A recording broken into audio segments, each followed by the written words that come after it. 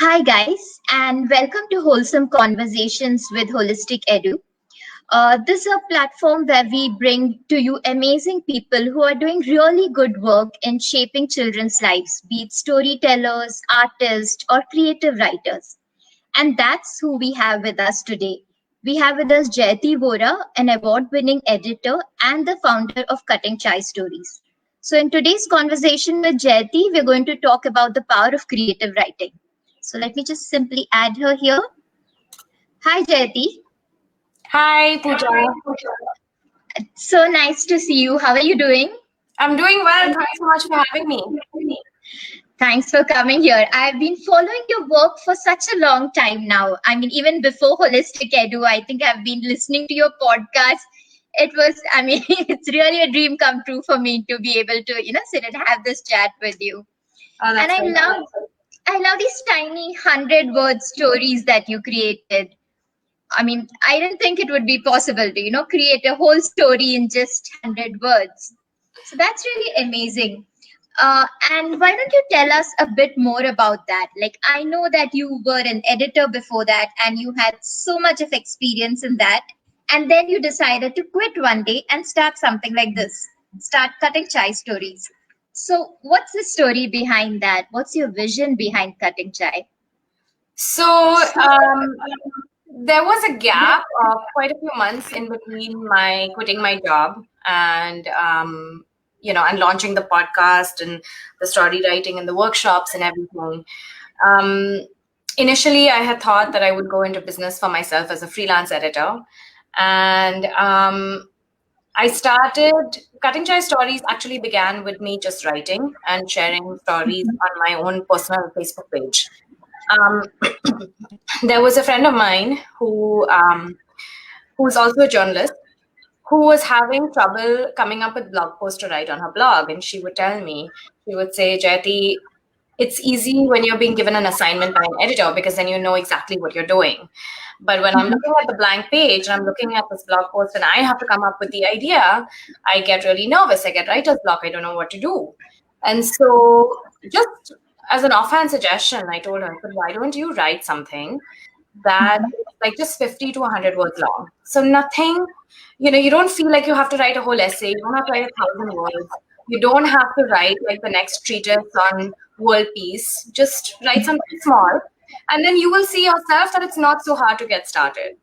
And she was still sort of unsure and disbelieving. So literally that same night, I have a son, and he really likes me to make up stories on the spot for him. So when I put him to bed at night, he'll say, Mama, can you make me a story about a dragon tree or something like that? And so that evening, instead of just telling him the story, I wrote it down in 50 words. And I put it up on my Facebook page, and people really began responding. And I got a lot of comments and I got a lot of feedback, and it sort of became addictive. So I started doing it, as and when, and then I started doing it every day. And things sort of snowballed from there. But that's where it began. Wow. And from that to what it is now. I mean, and now you're doing so much. You're doing the kids' workshops, you're doing the workshops for entrepreneurs. And that's also when I realized, story writing is so important to all of us. Like even now when I'm trying to sell my story of holistic edu, that's also a story I need to sell on social media. The mails, when you need to write a mail, I'm staring at a piece of paper and trying to figure how do I sell this concept of holistic education to people who are thinking about marks or grades. So that's again where I'm stuck for a story. And then you come to school, and I think back to the stories I've created in school, and I realized that it's not really much. My love for learning, I think, came more from the books I read at home. But at school, per se, I've never done more than the formal letter writing or the essay writing and, Ganesh Chaturthi festival, write your vacation story or something of that sort. Yeah. So, what can schools do differently? How can schools bring in that love for writing rather than just the 100 marks, 10 marks essays that we write in exams? How do you get that love for writing? I think you dive into what kids are interested in. So I have these workshops that I do for kids from the ages of like 7 to 11 right now, both in India and the US. And they're learning all these things in school, right? They're learning the curriculum that, okay, you're supposed to understand verbs and adjectives, and okay, you're doing poetry, so you're learning how to do a diamond day, you're doing these kinds of things. But there's so much creativity you can even have with the curriculum, even teaching them what they need to know. So, for instance, when I did a module last year on nonfiction, right, on how to write nonfiction. And so one of the weeks we did letter writing, and what I did was I had the kids. This was still when we were kind of in lockdown mode, and you were worried about people who live by themselves, or elderly people, or maybe your grandparents who you hadn't seen in so long. And so I asked all the kids to think of one person who they worried about, or who maybe it was a neighbor who lived by themselves, maybe it was a relative, maybe it was even their cousin, somebody they had some kind of a connection to, and to write a letter to them and just maybe try and make them feel better. And it was so personal. And the difference was, and then I had the kids, I think, make an envelope, and we should, we wrote the address together, and I showed them where to write the address, and they mailed out their letters, and some went overseas, some kids' grandparents lived in other countries, and they wrote to them, and they got letters back. And it was, such a cool and a fun thing to do. So it's really about making it relevant to the kids, and maybe stepping away from the sort of obvious kind of prompts, right? Like, for your vacation is a very, that's fine, but maybe you can get even more interesting with that. Right. Yeah, right. So I think I get the point that you are saying, that you connected to the child's interest, and also maybe connected to the child's contextual reality. Like, once you have a standardized topic that a child in a rural, in a urban city is writing, may not connect to a child who's writing it in a village. Yes. Yeah. So contextual, probably, yes. Right. Interest for sure. Yeah. I mean, you can write yarns and yarns about something that you're really interested in, like, ice creams or dogs or something that you are interested in. Yeah. But again, when I was talking to my mom the other day, and I'm like, let's write something, and she's like, no, I don't think I have a writer in me. I don't think I'm creative enough. And we all have these, these images in our head. We're all like closet writers with all these ideas in our head, but afraid to put it on paper. Yeah. So what would your advice or tips or tricks be for such kind of people who have a lot of stories in them but are not able to put it down on paper?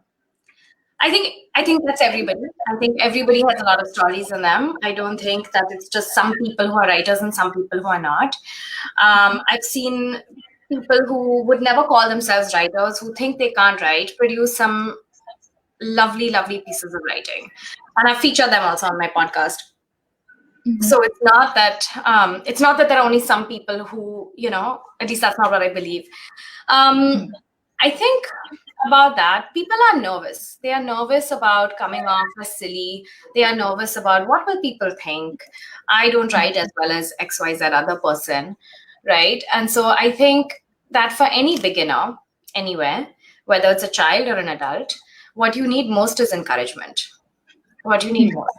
Because once you feel like you have your footing under you, once you feel like you're not going to be mocked, made fun of, or just criticized, then the next step can be, once you've taken that step into writing, once you've shared your work, it's so brave to share your work, right? So as a teacher, I mean, this is my sort of unspoken rule in all my classes, regardless of the age of the person I'm talking with, which is to never put down what somebody says. And different children come to you at different levels, and adults, and you meet them where they are, right? So for some person who is really doing this for the first time and who's really struggling, then, even if their final product is not like amazing or where the rest of the class is, that person has made so much strides right? That person has come so far from where they started that you should always reward that. Which is why I think sometimes focusing on the little things, I'm not saying that grammar and punctuation and all that is not important. It's incredibly important. But you have to balance that with nurturing the artistic and creative spirit in somebody. And frankly, I think that is true with any endeavor, whether it's, writing or drawing or anything that you're doing for the first time. If you feel shut down, if you feel threatened, if you feel attacked, if you feel like, somebody's looking at you and judging you, you won't want to continue. I mean, you would. Right. Yeah. So when do you make the, like, at what point do you say that, okay, the story and all is good, but you know what, maybe we need to work on your grammar a bit? At what point does that come in? Because as a teacher, I want to encourage the creativity, but at the end of the day, when the teacher is grading the paper, you are bound by certain, say, rules, and you still have to look at grammar, you still have to look at punctuation. So where does a teacher draw that line? Yeah, so I will say that because I'm not a teacher in a school, right? Because I do this as children come to me in addition to what they're doing. And by the way, this is not tuition, right? I'm not giving tuitions. I'm not teaching somebody else's curriculum. I'm just helping them enjoy writing and get better at writing. But one thing that helps is you see if there's a pattern that you notice. So you notice that this child is always forgetting full stops, or this child is always, putting capitalizations in random places. Then you point out those things. You point out the things that you see again and again, right? Because that's a habit of theirs that they picked up. So you, again, very gently correct them. But the other thing that I think kids are very capable of learning on their own is just reading together. And I always encourage the parents of the kids I work with to read with their children. Even if their children are capable of reading by themselves, of picking up a book and reading, there is an interaction that can happen with an adult and a child over a book, like explaining difficult words, or pointing out to them, oh, did you notice that was alliteration, or that was a simile, or whatever it is, and sort of reinforce the learning that way. And I understand that not every parent is able or interested to do that, and like to each his own. But I think reading is a great way for kids to pick up what is just what is correct grammar. All right. Yeah. So a lot of working with the kids, sort of the parents also working with the kids, reading their work. And so another thing that I keep thinking of is what are the common mistakes that we make? And I think I pick up a lot of things, like either from the books I read, and you subconsciously even adopt certain styles that you like a lot, or certain phrases that you keep hearing. So you've been taking a lot of workshops now. What are the kind of mistakes that you see? Do you see a pattern in beginning writers? Or so the thing that I see in adults is a lot of overuse of jargon, or a lot of acronyms. In India, we are very fond of our acronyms, so you constantly shorten everything. So that's and when you are steeped in something, when you are an expert in your field, when that is the language you hear around you every day, you actually stop noticing it. So that's a very difficult thing even for experienced writers to notice, and then to break it down into simple English. So one tool that you can use for that is on Microsoft Word in the spelling and grammar section. You can customize your settings so that the software will tell you at what reading grade level your piece is. And my background is journalism, and honestly, that the more people who are able to read something and understand it, the better, because you don't want if you're writing for like some academic journal or something, you want people to be able to understand what you're reading or what they're reading.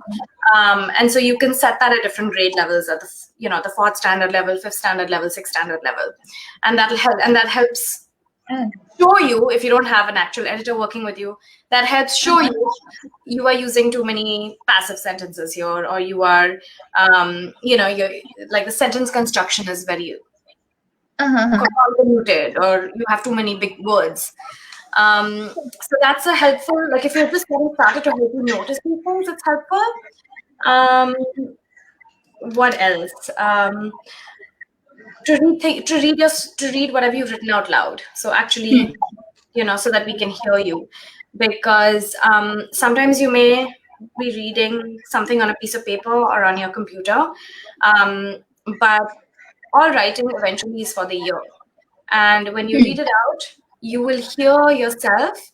If the sentence is too long and it's going on, you'll run out of breath. Or, that'll tell you either you need a comma, some sort of pause, or you need to break it up into 2 sentences. Or if you have a sentence that's so long and convoluted that you've forgotten what the subject is by the time you come to the end of the sentence. These are all clues that you need to work. You need to work on that language. Okay. So yeah, that's.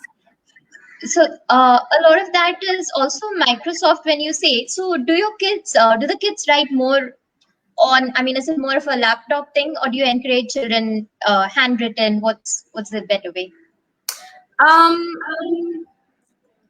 I don't, with the younger kids, they almost all write with pen and paper, which is what they Okay. need, frankly. I mean, they need the practice and the hand-eye coordination and all of that. The older kids, I leave it up to them. Some write on pen and paper and some write in Google Docs, and then they share it with me. They also tend to write longer in the same amount of time. So sometimes it's easy to actually be able to read a piece of writing and give them feedback as opposed to just hearing it if it's, if it's a longer, it's like a page. So, okay. yeah. That makes sense. So another thing is, you were talking about creative, getting over writer's block. And this is something you also do for entrepreneurs and people who are stuck with. So what are the kind of tips or techniques that someone can use if you really want to write but are just really stuck staring at that blank page and no idea where to go from there? Well, the way that I deal with the people I work with is to give them writing prompts. Because when you have sort of an assignment from somebody, it opens your mind up to all the possibilities for that particular topic. And then, so it's giving you a direction, right? So generally when people have a writing prompt, they don't, it's less of a problem, writer's block. The other thing that I do is just to go out and be with nature in whatever way is possible. I mean, I live in the city, so it's not that I can go up into the woods and the mountains and things like that over here.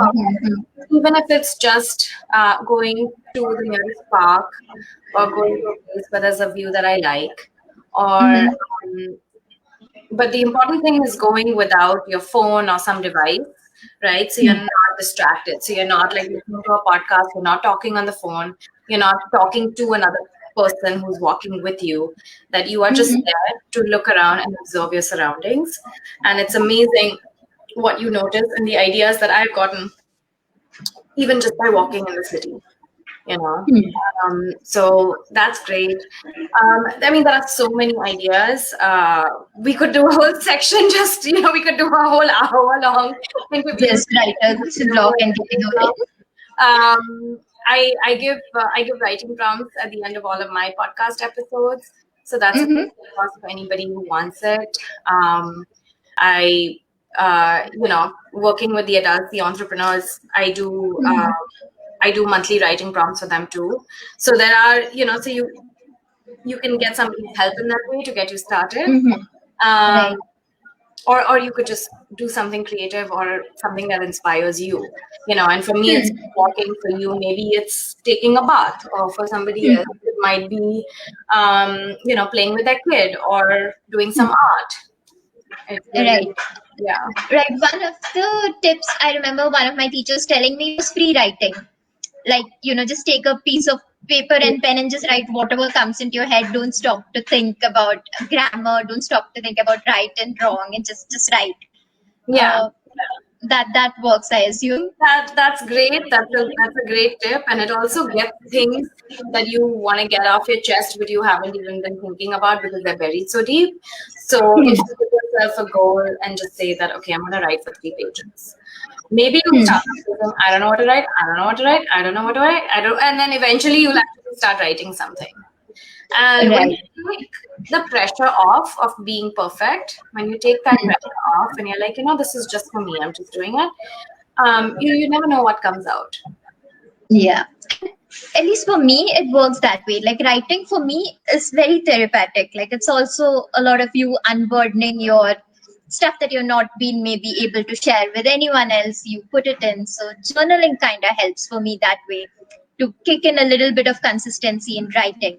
Yeah. What about using creative writing as a tool for developing socio-emotional skills or developing the child's emotional bits?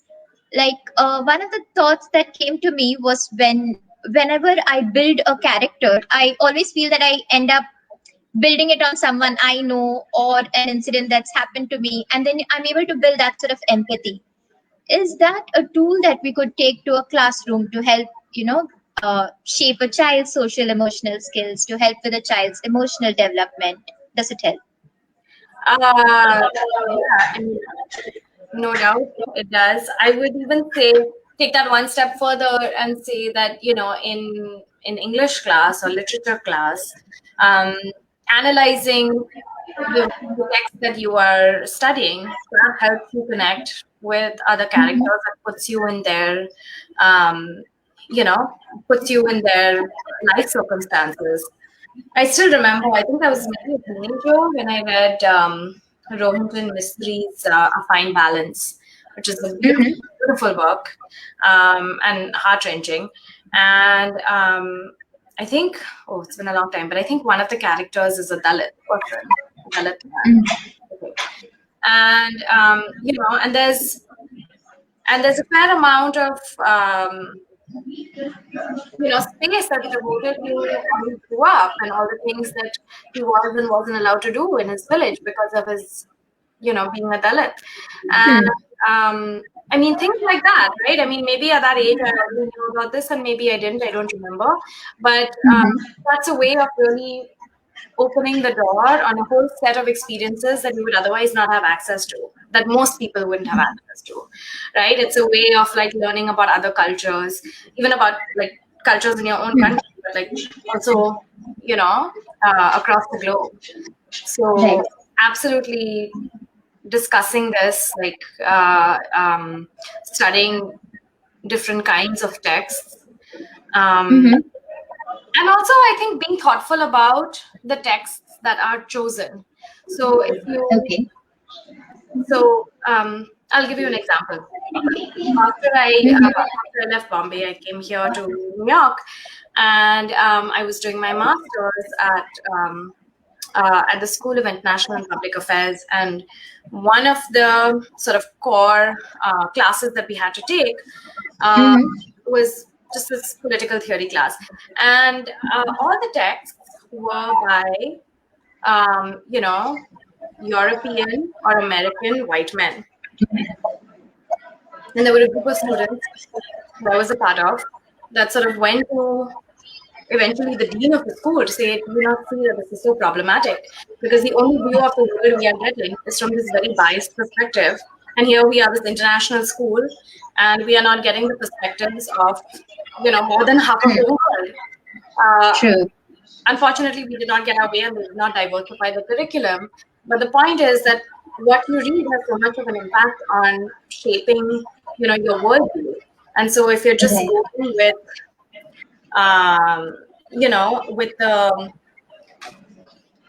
with the thing that is accepted, the thing that has been done in a certain way because it's been done for so long, but you're not really going after diverse perspectives. You're not going after, in this country, in the US, it's very often like racial minorities, right? That's a really big thing. In India, caste is such a big thing. Like, when do you ever study a Dalit writer? True. So yeah, I think that's a big part of it as well. Yeah, that makes sense. That reminds me of, I don't know whether you've heard of Chinmamanda Adichie had given a talk called On the Danger of a Single Story. What you said just reminded me of that. That yeah, and her talk really reminded me of my own childhood. Growing up with a lot of Enid and growing up with the whole picnics on with scones and jam, and not even knowing what a scone was, but having it in all the stories you wrote after that day. So yeah, but that's true. We don't have enough of those. Diversity in our textbooks. Also, we don't have those kind of stories apart from one or two of maybe the famous writers. So yeah, that makes sense. Let's talk about the kind of prompts that you give. What are the kind of prompts that you give to, say, kids? How does it differ from a prompt that you would give to an adult for the same 100-word story? So it's a little bit different because when I work with the adults, I'm not necessarily teaching them a concept. So for the children, everything is centered around what am I teaching this month. So, I change the subject that we talk about each month. So this month, for instance, I'm teaching poetry. And so each time where like this week that just ended, we were talking about the importance of line breaks and how you can get around with not using punctuation and not using perfect grammar and sort of breaking the rules. So a lot of it is about sort of showing them one way that it can be done, maybe playing a game with them to get them excited, to get them thinking, to get them in a playful mood, because really creativity comes from playfulness. And then and then giving them the prompt that is obviously tailored to their age level. With adults, unless it's kind of a teaching situation, but a lot of times it's about, as you said, like maybe your mom, she has all these stories in her, but she just needs to get them out. And so when I do those kinds of workshops where it's really about getting people engaged in the creative writing process and then giving them some feedback, but I'm not teaching them. I'm not saying this is a story, this is a metaphor, right? So then it's a very different, then actually the range of prompts can be a lot broader, because then you can take it and do what you want with it, right? So for instance, one of those kinds of workshops that I did with adults, I just played them a song and I showed them the lyrics and I said, take what you want from this and write something. And people came back with such different things, right? But like amazing, beautiful things, because it's so open-ended. You can take from it what you will. So that's the difference when I'm doing the prompts for kids and adults. Yeah. Oh, okay. All right. That's nice. So, sorry? Did I answer your question? Yeah, you kind of did. And anyways, before we end it, I'm going to ask you to share a prompt with us. So I'm sure you'll get much more clearer at the end of that. You did share one with me for the younger kids. So maybe when we end the session, you can share that with our viewers and we can ask them to send in their stories and tag you on Facebook as well with their little stories on that prompt. You are also on Facebook. You have a Facebook group where you share these prompts and people can write stories. Where else could we see you and hear more about your work? Well, you can listen to the podcast. It's called Cutting Chai Stories. And you could follow me on Instagram. So sometimes these days I'm more on Instagram than I am on Facebook. So very often I'll write things that only go there and don't end up on Facebook. And my handle is just my name, Jayati Vora. And yeah, and sign up for my mailing list. Okay, that's something we ought to do. All right. Thanks, Jayati. This has been a lot about creative writing, and I still feel like there's so much more we need to know. And maybe we can have you back someday for yet another conversation and get more about creative writing and discover more about this. But to bring this conversation to an end, I would like to thank you very much for answering all our questions so patiently. And we will end it. We will end it with a prompt from you. Can we have a prompt that we can give to all our viewers? Sure. So this is a fun one, and I used it once, and I got like really interesting stories back. So I want to share it with you all. Imagine um, one day that you see a door a doorway in your street that you've never seen before, and you go through it, and when you come out on the other side, you realize you're in the same place, you're still on your street, but hundreds of years in the future. What happens? Who do you meet? What is the world like? Who are you? Are you you, or are you somebody else? You ever get back? These are just some questions to help get the creative juices flowing. But try and imagine what does the world look like around you? How do do you see anybody you know? What's life like 500 years in the future? Thank you. That's such a wonderful prompt. And I think it's like power ages. Like I am excited to write about it. And I'm sure a 10-year-old would be. So I think it's a prompt for everyone. It's not just kids, it's not just adults, but just everyone. Great. On that beautiful note, I'd like to end the session and say thank you very, very much for joining us. Oh, Yeah? thank you so much for having me. Thank you, Jayati. Let me end this broadcast, and everyone can follow us on Instagram and Facebook. And I'm going to post this video on Facebook. So if you missed out on parts of it, you can watch the whole thing. I'll tag Jayati. You can follow her on Cutting Chai Stories as well. So thank